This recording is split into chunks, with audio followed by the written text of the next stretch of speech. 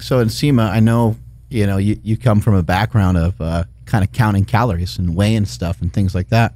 But more recently, you've been doing a lot of intermittent fasting and you cut out a lot of carbohydrates, right? Yeah, I've been going super, super, super low carb.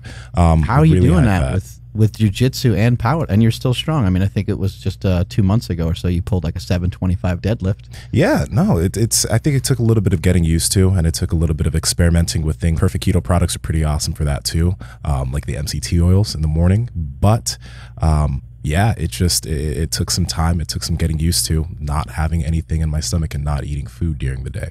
My brother really struggles with fasting. He's like, I can't fast. And I was like, well, what if you have, some MCT oil in your coffee? He's like, oh yeah. He's like, I can fast then. So he can make it till like 1 or 2 o'clock each day. A lot of people really struggle with that. They get too hungry. And the Perfect Keto products, I think, are a perfect addition to anybody that's trying to mess around with fasting or trying to make some good lifestyle changes to their diet. You can try the bars. You can try the MCT oil. They also have collagen. I mean, they sell all kinds of stuff, and all the products are really super high quality. People should be checking it out. Check out Perfect Keto. What do we got, Andrew? Tell them where to find it. Cool. So our listeners can enter and stay in ketosis today by going to perfectketo.com/powerproject and use code POWERPROJECT and get 15% off all Perfect Keto products. So, Mark, are you more of a salty or more of a sweet guy? I'm more of a sweetie. Really? Sweetie and sweaty, I think. Yeah, I have a sweet tooth, man. I don't know. The inner fat kid, still is stronger than anything else I've ever been able to build. That my mindset is pretty strong, but my willpower will waver and the fat kid will come out and I'll have to have something sweet. So like a Quest cookie or a Quest bar is something that I'll look forward to at the end of the day. I do like the Quest chips, but Quest cookies over chips for me. I'd like the chips. They're like, there's one flavor. I think it's ranch. It's pretty damn good. I actually like that a lot. So yeah. They got a taco flavored one. They got all kinds of they got like a nacho flavored one, right? So good. That's my jam. Salty, crunchy. That's what I need to have. And it's amazing that I can have that on a clean diet because like what Quest says, they say cheat clean. In this case, I have no guilt and I get to have my chips and they're amazing and they're delicious. If you guys want to get in on that, head over to questnutrition.com. At checkout, enter promo code MarksQuest and get 20% off all the chips that they have available. You will not regret it. In SEMA, I know that you don't work out very hard. Nope. Because it's pretty much just all genetics. You get a lot of questions about genetics, is that right? All the time. All the time. I wonder, what the importance of, some of our food would be genetically, like say for, cows, for example. I think the genetics of our food it's pretty damn important. Like, Piedmontese is all natural, all natty, with no added hormones or steroids, and not even tren. I don't know. These things are pretty lean. Yeah, but I mean, they're cuts. I'd like to have them tested personally. I think we should. But their cuts of beef are from the Sandhills region of Nebraska and contain significantly less fat and higher protein content than other beef that you might find at the store. This comes from genetics, the breed of the cow, and not relying on the extra intramuscular fat and marbling. In other words, you get the best protein to fat ratio from the best cows in the country, from the best beef for maximum gains. I love it. You're able to still eat your meat, but you don't have to worry about the extra fat calories. Works out great for anybody that is looking to be jacked and tan like us. Andrew, where can they find out more information about Piedmontese beef? Cool. As awesome as high protein, low fat beef sounds, our ONTESE.com, enter promo code POWERPROJECT, and that's going to get you a whopping 25% off your order, along with free 2-day shipping on all orders of $99 and above. Shot clock. It's at 7 minutes and 35 seconds. 99. I feel like at 10 minutes, it immediately just goes to 99 minutes. Yeah. It's weird. It's very odd, yeah. Smoky. Or maybe we're probably just not navigating it correctly. Like Amazon Basics or something, probably. Hey, those Amazon Basics come in clutch. No, they do, except for when it comes to a timer. You don't want a Jewish guy ordering your stuff, It's not going to be top of the line. It's going to be the cheapest thing that he could find. Popped a rib out of place. Andrew is frugal. Smokey's cheap. He's just totally cheap. Accurate. Oh my God. Oh yeah, this rib definitely happened at jiu-jitsu. Like I'm just like I was sneezing and laughing, or maybe he was sleeping. But like right now, just whenever I tighten up my core, nope. Yeah, what these guys do to you? I went to an open mat yesterday at another school, and it was fun.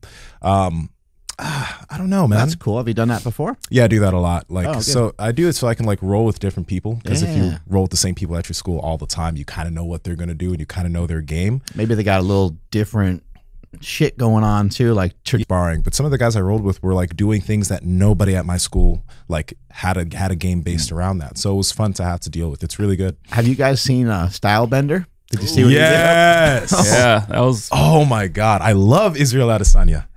He's awesome. What's the deal with this guy? Yeah, that's the thing, man. Like, first off, it's really cool how like they were mentioning. I don't know what I'm watching, man. Yeah, he was the first person since Conor to say in 2 years I'm going to do this, and then did it, right? But then also he doesn't give a fuck. Like, like he cares about his image, but he also is like himself. Like he's a anime nerd. He loves like comics and all that. He came out and he did his old dance thing. He's sick. That dance was good. It was. I didn't know what was going on. Just like Mark said, I don't know what I was watching. He had backup dancers. Yeah. Yeah. Dude, remember Roy Jones Jr. like came to the ring like singing? Dude, back in the day, he had like his own album out and shit. Yeah, I must have forgot. That was his like #1 song. Oh, and then he had a song. And then he was playing basketball in like Germany, like the week before he had a huge fight. Do you remember watching Prince Nassim Rahman fight? Yeah, dude, that guy he came down in like a chandelier chariot thing. And then, like, so I just remember somebody throwing a big old beer at him, and he's just being like, "Oh, that's messed up." Who is this guy, Prince? What? So I'll look it up right now. What was he? What kind of athlete? Boxer. Was he? Andrew, what's the famous boxer that's from this area? Tiger. Do you know that guy? Oh, something. All my Mexican friends are killing me right now. Oh, I know. I should be burned in hell for it. Well, there is Tony the Tiger. But, I think his name is Tony Tiger. It is. Yeah. No. But you're talking about Yeah, it is Tony. I don't know. His name popped up last night at dinner. We were just talking about how like actually Sacramento. Tiger Lopez, I think. Was the cereal out before him? Yeah, I think so. Yeah. Okay. It's cool though to see the evolution of like fighting. You know, like I really liked boxing, and I was a huge boxing fan, and I boxed as a kid, and I remember being kind of like nervous when I'd watch Mike Tyson fight. Yeah. I was like, what's going to happen? Like, is this other guy going to die? Like, and there was a lot of rumors and stuff back then that were weird that you didn't know if they were true because the internet wasn't around. And Mike Tyson was talking about how he wants to up some shit. And you're like, is this just like us kids talking and like we're making up a bunch of shit? Or is this really what this guy wants to do to people? No, man, that's what Tyson wants to do. But you know what, dude? Like, okay, like Tyson, when he was in his prime, he was a scary, scary dude. But I was thinking about this when I was watching the Adesanya fight. When I saw 6'4", I thought, oh, that's his wingspan, 184-pound guy, 6'4". And then I see that's his height. And then I'm just like picturing this Jon Jones. And when we met, what's her name? Gina Fabian. I'm like, these people are fucking scary. Yeah. What's his name? Francis Ngannou. Oh, God. Also like 6'4", but like 240. And then I'm like, this shit ain't normal. Like these people have bodies that are just meant to wreck people. Like, oh my God. Like, holy crap. It's crazy. I never thought about it. Like, so Mike Tyson was, 5'10", 5'11", I think, something like that, people like Michael Strahan, Jason Taylor. Like, what are these bodies? They're amazing. I would think that those physiques in some cases would be too like thin. Same here. But they're so athletic. They have the, I guess, perfect combination of everything going on, right? They got the mobility, they got the speed, and then those guys are actually all very strong too, which I guess that's the maybe misconception is like they're not fat or they're not thick. So you're thinking like maybe they're not really going to bring it. But Anderson Silva had no trouble knocking people out left and right, and he had virtually no muscle on his body. People talk shit on Jon Jones' legs, and those things are kind of stickly, but he can deadlift 600 pounds. Right? Like that body can deadlift 600 pounds. Yeah, those legs are not weak. It's wild. It'd be an interesting fight because I think Jones outweighs him by 30 pounds or something. He's like 210, 215. Yeah, I read a article headline saying that he had squashed the idea of them fighting. Jon Jones squashed it. but who knows what could happen. But I would be really interested. He's a savage. He looked a little bit like Ricky Martin on he Saturday did. night. I was not down with that, but I mean, hey, But whatever. when you see like his like highlights and stuff, you're like, ooh, he can put it down. He's scary. He is a very scary dude. He's like a bodybuilder inside of. Shredded. Like you see them go and grab somebody, and then you see striations in their lower back, and you're like, No, he's what? for sure because he's ridiculous. But man, like that Adesanya fight, it was since he was a kickboxer. Do you remember that finishing punch, like at the very end of the fight? Did you notice how like boxer? He was saying how interesting it is like how that's just like not how you're supposed to punch. But since Adesanya is so used to like that motion in kickboxing that he just like it was apparently just like a genius move. Yeah, and I think that was the knock on like UFC style, fighting for a long time. Is a lot of the boxers, a lot of the purists were like, these guys don't know what they're doing. But it's like, well, wait a second, maybe they do know what they're doing because this is like more of a regular fight, and they got to worry about getting kicked in the head. They got to worry about a back spinning elbow. They got to worry about like so much different stuff. Holy crap, dude is. God, He's so jacked. he's so jacked. Yeah. Cheon, I made a power bite for like when Mark asked like how much muscle is too much muscle, and it's obviously this is the perfect example of like what I would think we would all assume like, oh, that's too much. You almost wonder if it's Photoshop, to be honest, but it's not. It's not. I think it depends In today's, on, you might have to consider it, but I don't think it depends on how people move and what body weight they're used to. So I think if someone takes steroids, they're going to put on probably 10 and maybe even almost 20 pounds. Yeah. You put on 10 or 20 pounds that is not, is unfamiliar to your body. It might take you a really long time to get acclimated to that. And who knows, maybe you never get acclimated to that. Yeah. But I think if you're natural and you get all shredded up, I think maybe it would cost you a little bit less because maybe you're just used to that body weight all the time. Dude, that's what like when I hear people say, you can't you can't move well if you have too much muscle on your frame. I hear a lot of like fight coaches say that, like, oh, you don't want to have too much muscle because you can't move around efficiently. But then like I think if an individual is used to training and used to moving around with that muscle that they put on, like I have no problem being flexible and mobile in jiu-jitsu. Like my body can move in weird ways that people put muscle on, but they continue to train with that muscle. It's not like they stop doing their fighting and their drills and stuff, but if they continue to train with it, that's not going to be too much for them to handle. Right. It just makes no sense to me. Yeah. Who was the guy that Joe Rogan posted recently? I think maybe he was Nigerian as well. He was a heavyweight and he was just moving like crazy, flipping and rolling around the mat and doing all these crazy kind of like mobility things. And I agree 100%. I think that, I think if somebody starts to get themselves, really, really huge and really jacked, we've seen it affect them negatively. But again, I think those are guys that are probably using performance enhancing drugs that are probably just a little heavier than what their normal body. Like if you're normally used to being 180, and then all of a sudden you're like 210, like that's going to be a lot to lug around. And you're not, from a natural standpoint, putting on that amount of weight is like astronomical, and it would take years to do that. And so your body would probably get kind of used to it. What's this dude's name? And Adam Ngalani. Yeah, you guys got to check this out. It's on Joe Rogan's Instagram. I mean, I have no idea what that guy's body weight is, but he looks big. Yeah. Does he say he's a heavyweight? Like, how is he able to bend his back like that? Shit. I'll look him up on that. I mean, that's a lot of mobility through the back and through the hips. Oh yeah, and he's thick. He video, but shit, he's. Oh my god, he's 5'11", and if he's 5'11", oh, he's a tank. He's like doing splits. You see, like in his like.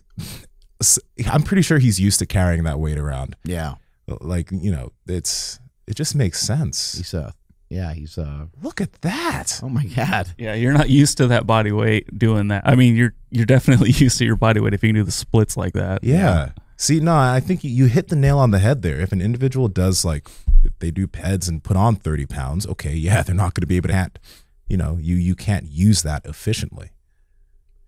We were talking earlier. I was asked. I was on Mind Pump's podcast recently, and they asked me, what you know, what sport I took more shit for, you know, PEDs.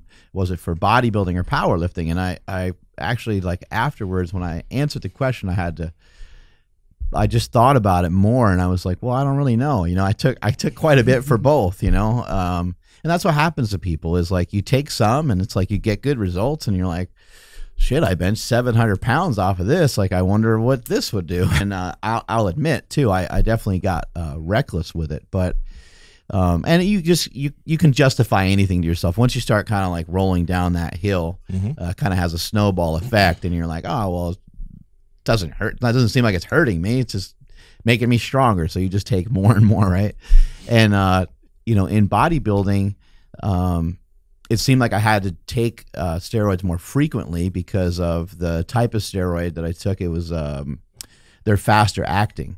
And in powerlifting, I could take it less frequently. So when they asked me the question, I said I took more stuff in bodybuilding, but I think I actually may have took more stuff in powerlifting, especially when I was at like kind of the peak of my career. And I always find that really super interesting. Like somebody will talk about like Larry Wheels. Yeah. And someone will just be like, oh, he's on tons of shit.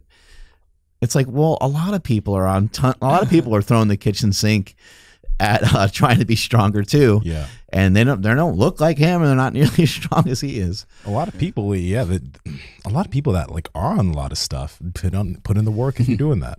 You know, our Alpha M guy, what's his name? Aaron Marino, that we had on just the other day. He had a video and he talked about the bicep vein and how like you should work on getting a bicep vein. And he talked about how to get a bicep vein. You had to be a certain percentage body fat. And I thought, like, wow, just try to, you know, get yourself headed in the right direction in terms of your body fat levels. Get down to maybe about, you know, under 15%. I'm over here just smiling. Yeah. Hey, that's great. The first thing I noticed on you after when you started getting me, I was like, look at Andrew's biceps. He has the vein. Yeah. You know? I remember that day clearly when I looked in the mirror. I'm like, oh my gosh, I got a vein. Now, I would say, like, you know, vascularity is probably just more for other dudes than it is for us attracting females. But I do think every dude should have them, you know? Yeah. It's a sign of virility. It's a sign of good blood flow. I do think that it does have an effect on women in some way. Yeah. Because even if they don't realize it, they may see that vein and their instincts might be like healthy, you know? So I wonder where those veins lead to. Oh, dick root. Yeah. On a friend of mine, he just kind of just put it out there. He's like, you know, to my female friends and followers and whatnot, like, what's most attractive, or what body part do you find most attractive on a guy? And there was a good amount of people that said arms, and I'm like, yeah, okay, let's go hit some bicep curls. Like, that is all that matters. Was this Tony Hughes? These guys, they're real big. And then they're like, but The Rock. Yeah. And you're like, do you understand? The Rock is enormous. The biggest one? Yeah, The Rock is huge. He's the size of this goddamn building. He's a massive, massive dude. He's a freaking tank. Yeah. But he's on all the steroids. He has like 20-inch arms. I mean, his arms are huge. Yeah. They're massive. He's just a massive human being. But it does crack me up sometimes when I do hear people like when I hear one like, I don't like it when guys get that big. It's just they're too into themselves. They're too into themselves. Like, nah, they just like to work out. Or the flip side, when guys are like, oh, some of these chicks are starting to look like dudes. It's like, oh, fuck you. Come check them out when they're here at Super Training sometime. You will not think that. You're just going to be looking at them going, holy shit. Yep. I mean, they're phenomenal looking. Yeah, they're strong as hell. And they're strong. They're athletic. The whole 9 yards. Yeah, it's funny. Yeah, the whole dad bod movement. I'm glad that's not as popular as it was. But there was like because like which body type is more attractive, and it was like your dad bod, and then some dude that was jacked. It was like Mike O'Hearn next to like I don't know why, but they not all, but majority voted for the dad bod. Yeah. But like I don't know where that even comes from. Is it maybe because like they don't think they could have the other one, or I don't know what it could have been. There's so many things, but I think there's some inlined insecurity both ways. When men look at women that look very, very strong, and then women that look at men that look very strong, because I feel like women that look, I've heard this quite a bit, women that look at men that do have strong bodies, etc., and they say negative things, a lot of the time it's because yeah. So and maybe the woman's thinking like, I don't want my dude checking himself out in the mirror more than I do. Yeah, or I want other girls checking my dude out. You know, So I think there's kind of that, and there's a bunch of other things, but that's something that I've like. That's I mean, right? Like it's not like we don't work out. We spend a lot of time on it. You know, it's something I think that doesn't really make any sense, and it's a kind of a backwards way of thinking, but I do understand why it happens. Is kind of the dad bod thing, right? And then moms can kind of end up heading in the wrong direction too. They cut their hair and they start to look like a mom, and they're wearing mom jeans, and they're heading down the wrong path too, right? And the guy's got his beer belly going on and all these different things, and people are like, well, yeah, you find someone and you get like complacent. But think about it this way. Like if you're finding the person that you might spend the rest of your life with, wouldn't you be more pumped to be in better shape yourself and for the couple, rather than just like, oh yeah, we're really enjoying ourselves and just keep getting fat? I mean, I understand like, first couple weeks and you go out to eat, and I get all that. But then what about like reining it back in and being like, I want to be a better person for this person? No, I totally get what you're saying. I think, okay. No, I think what happens a lot is just like, a lot of times like those individuals don't necessarily have the greatest habits already set. And yeah, you do see this happen with fit people sometimes too. But man, that's the last thing that like I'm going to let happen to myself and whoever I'm like. That it's gonna sound weird, but that's one of the first things I say in the beginning. Like, yo, like we're gonna stay healthy. I make sure that this individual wants to be healthy and wants to stay in shape for themselves. Yeah. Because if it's not for themselves, then it doesn't really like it.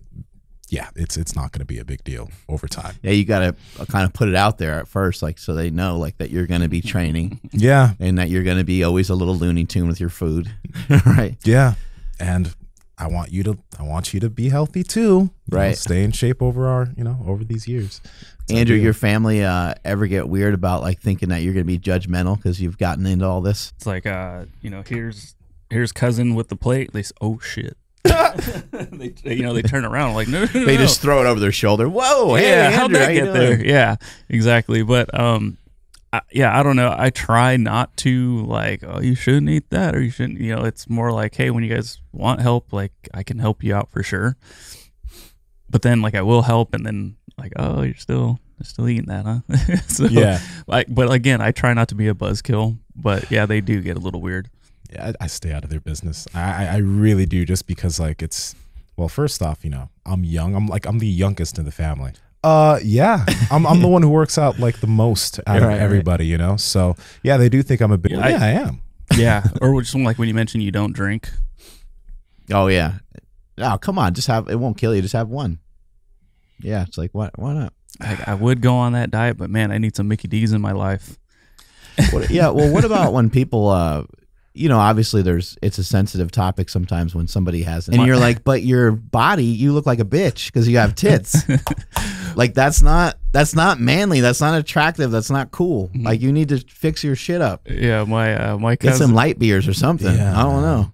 My cousin, hopefully, I think he listens and watches the show, but he's a slender guy like me, and he's like, yeah, man, my elbows like jacking me up. Like, what can I do? And I'm like, well, what's your diet like? Blah blah blah. And he's doing really good. Got him some elbow sleeves, and he's feeling better. And he's still drinking like all the time, not all the time, but on the weekends. And I'm like, hey man, if you can cut that back a little bit. And he's like, well, first, what does that really mean? But right. Two, like, if that's your lifestyle, then maybe your elbow's not like an issue anymore, right? Because like that's what you want. Those like community, because like when you look at like the people we hang out with here at the gym or whatever, right? Mm-hmm. Like not many people drink that much, but people that do drink a lot of times it's a social thing, and those are their friends. Yeah. And if you stop drinking around your friends are gonna be like, why aren't you drinking? And you don't want to just leave that community. But for a lot of people, that's tough, because if everyone around you, that's what they do, well, that's what you want to do too, because you want to be a part of the community. Yeah, and for us, it all starts with lifting. We all... I bought some kettle corn. Before. Wait a second. Mark's giving me the look. I feel like he's about to. And I had to be like, why is everyone going about putting chocolate in your popcorn? And I can see why. Not going to do it again. A babysitter when I was like I don't know, maybe like Easter bunny and put it on top of popcorn. And it was like the best thing I ever had. I'm like, this is the greatest babysitter of all time. That shit was awesome. I'll never forget that. I've done M&Ms and popcorn. I've never done Reese's Pieces, though. Yeah, but think about this. So Reese's Pieces and kettle corn, right? Yeah. Kettle corn's already a little bit sweet and salty. And then you add in peanut butter Reese's, and it's just like, that's hot. That was, that's not happening again. It was great. Don't get me wrong, but I see why I'm not doing it again. Yeah, the popcorn will really blow you out. Yeah. You know what they say about corn? What? Corn today, corn tomorrow. Oh yeah, yeah. It's poop corn, and they're full on. They're full on kernels, man. Yeah, yeah. It's crazy. Like, damn, I wonder if I could still pop that shit. Oh, throw that in the microwave. Yeah. See what happens. Yeah. Oh, did you want to talk about your labs, Mark? Yeah, we're gonna get on the horn in a little bit with Ken Berry for another podcast. Okay, and we're gonna ask him about like cholesterol levels and all that good stuff. But Andrew was kind of looking through the testosterone scores there, and what'd you find? Okay, so I know this is, I mean, even to me now, like with my experience, like Sarmageddon and like playing with guys, if you guys are just listening, and it might be a little confusing, but is it okay if I just tell everybody like your scores and everything? Oh yeah, I don't. Okay, cool. So Mark's free testosterone normal range is 4.7 to 24.4, and that's normal range for what like mine. Even before and after Sarmageddon was at like a 9.4 or 9.5. This was free testosterone. Yes. What's the is it like what's the measurement of that? That's a good question. Like nanograms? Yes, something? Whatever that big word is. Anywho, his total testosterone, where mine started at 545 and then went down to a 151, Mark's is at a 1320, so 1,320. Wow. So more than 1,100 whatever measurement it is. Yeah, what's the range on that testosterone? What is that supposed to be? I forget, but it's like 12 max or whatever, right? But one thing I did want to point out, which is like was a scary thing for me when I learned what it was, but like my hematocrit and my hemoglobin, the thickness of my blood, the viscosity was really, really high. My hematocrit was at a 50. Mark's is at a 52. Yeah, and according to Stan and a few other people I ran all this by, they were like, "You're all good." Oh, that's great. Yeah, that's good to know. And Stan is looking at like ratios. Okay. So I don't know how he determined. He's been reading people's blood for a while. Mm-hmm. He's looking at a lot of ratios because, like, even my regular doctor that does these tests, who's familiar with people that are doing replacement therapy.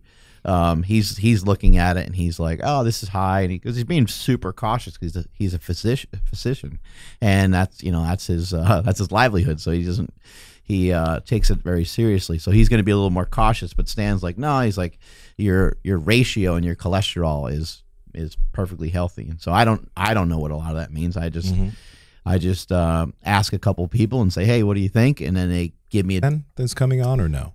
Yeah, no, we haven't really said it much. Yeah, Ken Berry, he wrote the book Lies. My doctor told me. There we go. Your doctor told you, I think.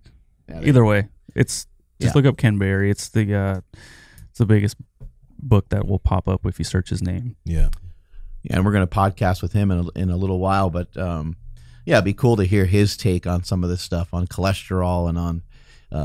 Eating red meat and, eating fat, like what's healthy, what's not healthy, vegetables, good, bad, otherwise, right? Yeah. And it's like, first off, he'll go in on a lot of that, but it's going to be really good because first off, he is a doctor. He's been a doctor for most of his life. He knows what a lot of them do. But like the thing is like when you go to a doctor, they're your healthcare professional. Usually that's the person you go to for your nutrition advice. They'll read your blood work. They'll tell you what you need to be eating, what you need to not be eating. And there is like a general consensus in what doctors think is healthy. But like what a lot of us are realizing from talking to a lot of guests on this podcast is that's actually kind of the opposite. Kind of go in the same route as doctors most of the time. Yeah. So it just goes to show that like they're not infallible. They're not all knowing. Like they're taught something. And if you're just going based off of what they're taught, you might just be getting some potentially dangerous or wrong information. I think also too, I mean, people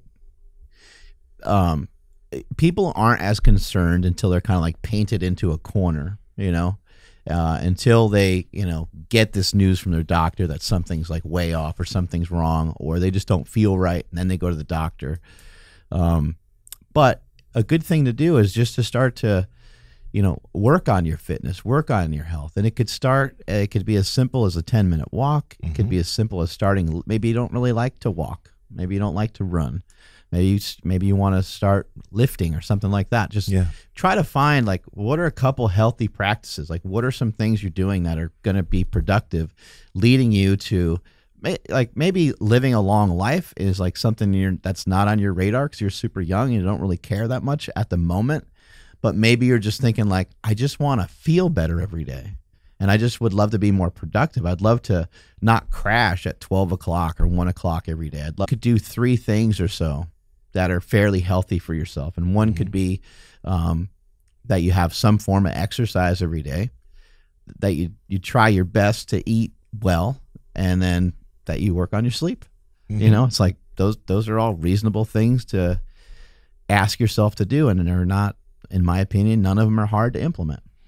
Yeah, and that also comes down for a lot of people making the right lifestyle choices, because for a lot of people, man, it's still interesting how much 5 hours for my whole life I've been doing fine. I can't get more sleep. Yeah, you know, so yeah, this is gonna be it's gonna be a really, really great conversation. One thing I love that he continues to delve on in the book, and if anyone that's listening is a doctor or has doctor friends, don't get it wrong. We're not like trying to bash doctors here, and he wasn't bashing doctors in the book. They're some of the most stressed out people in our society because of the amount of patients they have to deal with, the amount of work they have to do. There's a lot, and if you think about it, it's very difficult for them to be like, okay, I got my education, I got my job. Now I'm going to continue doing all this education and stay current on everything so I can continue to put out the right information to my patients. It's much easier to just, you know, whatever comes to you, just say what other doctors are saying. And that's one of the big things that you take away from this book. Like, they don't always spend time learning more. They have a job to do. You know, they have families. So it has to be on you, the patient, to go out and try and figure these things out and maybe bring it to your doctor and see if you guys can have a conversation about it. Yeah, and then he was explaining, you know, doctors have a lot of resistance when somebody does bring something in. You're right. You know, they're just like, oh gosh, like you Googled some things, and then they get kind of a little defensive. But also, you know, imagine you read something or you find a study about statins being bad for you too off, and then something happens. Well, he's in deep shit now. It's like, that you should have kept them on statins and you took them off. That's malpractice. So it's like, it's really tough. And, you know, what about like Dr. Baker? Like he had his, you know, his, I don't even know, his license, revoked. And, you know, I'm sure maybe there's other things attached to it, but his claim was that he was doing things differently. You know, he would tell people about nutrition and that people needed less help, and he was having less work, and then they got rid of him. So, I mean, I don't know, like, I don't know if there's more from other practitioners saying something similar, where they're almost eliminating their job by telling people, hey, you know, you could probably make a lot of progress just by sleeping better and by eating better, taking care of yourself, you know. Man, I haven't been sick in a very, very long time. Like it's kind of crazy, you know, and it's just because of good habits outside of, like, even outside nutrition, good habits in terms of sleep, etc. Actually, there was like maybe a month ago or so, a couple people in here were sick, and I just felt a little run down. Could have been placebo tonight. Woke up the next day, felt fine. And it's like, that's happened to me a few times in the last maybe about 4 years or so. And I haven't been, I can't remember. I can't even recall last time I was sick. Yeah, it'd be super easy for me to be like, oh, nothing's working, because I still get sick on a regular basis. But if you compare that to where I was, it takes a long time though. Compared to where I was, like, even just 3 years ago, and it's like, dude, I was sick. Like, I'd get super sick, like deathbed sick, like every time I'd catch a cold. Yeah. Now it's nowhere near that. I'd get sick pretty bad about twice a year for a while, you know, just because my kids were young, and I just thought it was all that. I'm like, oh, I'm a dad, and like, you know, I'm around kids, so I'm gonna get sick, and little walking germ. Yeah, I didn't realize it was my sleep, probably more so than anything, and the nutrition. And 3 or 4 nights, I still wake up super early. So I wake up, it's like 4:30 or 4 o'clock. And I tell Andy, I'm like, I slept through the night. She's like, it's 4:15 in the morning. I'm like, you don't understand. Like, I feel awesome. She's like, go back to bed. What time does Andy wake up, by the way? If you since you wake up so early, what time? She only wakes up about an hour later than I do. Oh, okay. Yeah, because she's swimming in the morning, and So Ken Berry said he'll be ready to go in about 5 minutes. Cool. All right. Well, let's do our podcast. See if we can get that crank going. And we're going to start up this podcast with Ken Berry. Strength is never weakness. Weakness never strength. Catch y'all later.